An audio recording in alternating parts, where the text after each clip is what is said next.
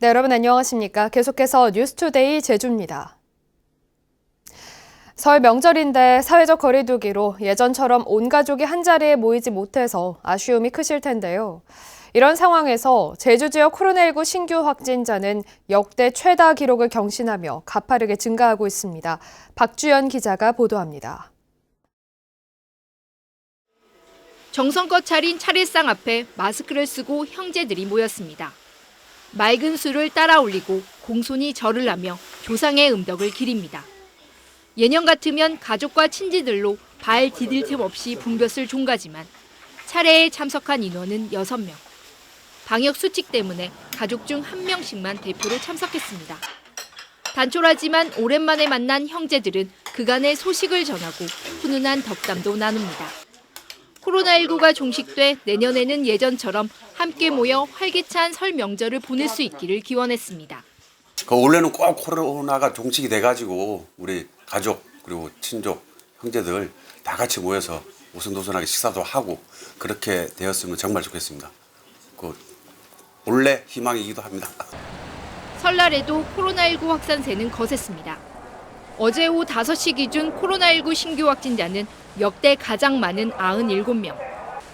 그제 86명이 발생하며 기록한 확진자 역대 최다 기록을 하루 만에 갈아치운 겁니다. 오미크론 변이 확진자도 18명이 추가 확인되며 누적 확진자가 148명으로 늘었습니다. 최근 일주일에 타 지역에서 들어오신 분 중에 확진되신 분이 우리 제주도 확진자의 46%를 차지하고 있습니다. 타 지역에서 입도하신 분들이 오미크론을 감염된 상황에서 들어오는 경우도 많고 그러다 보니 제주도에도 확진자가 늘어나는 걸로 추정이 되고 있습니다.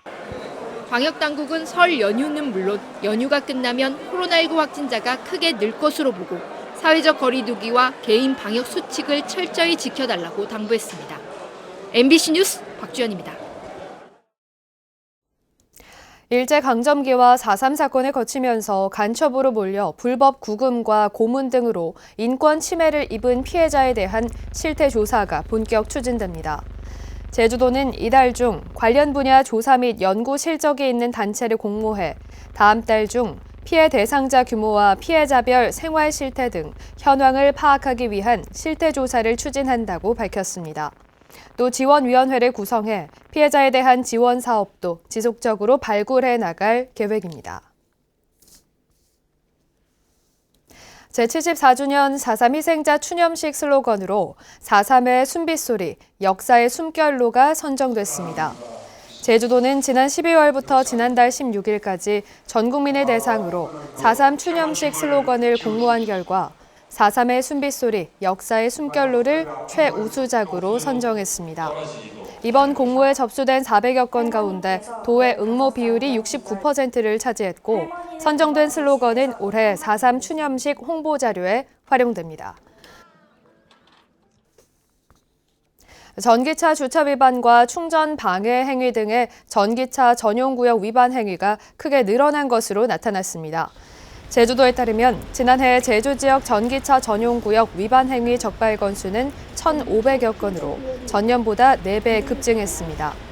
제주도는 지난달 28일부터 개정된 관련법이 시행됨에 따라 모든 공용 충전기와 전용 주차구역 등을 대상으로 전기차 전용구역 위반 행위에 대한 단속을 강화한다고 밝혔습니다.